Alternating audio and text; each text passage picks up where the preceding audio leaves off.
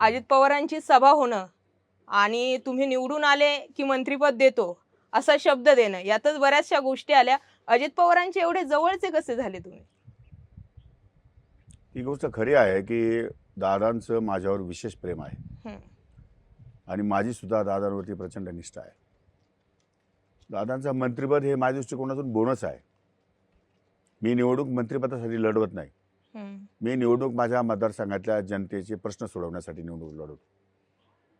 महाराष्ट्राच्या व्यासपीठावर राजकारणामध्ये अजितदादांसारखं लिडरशिप मिळणं ही फार दुर्मिळ गोष्ट आहे हं, आणि या दुर्मिळ प्रसंगी दादांनी राज्याचं नेतृत्व करावं हं. हे माझ्यासारख्या जवळपास शेकडो आमदारांची इच्छा आहे की दादांनी नेतृत्व करावं.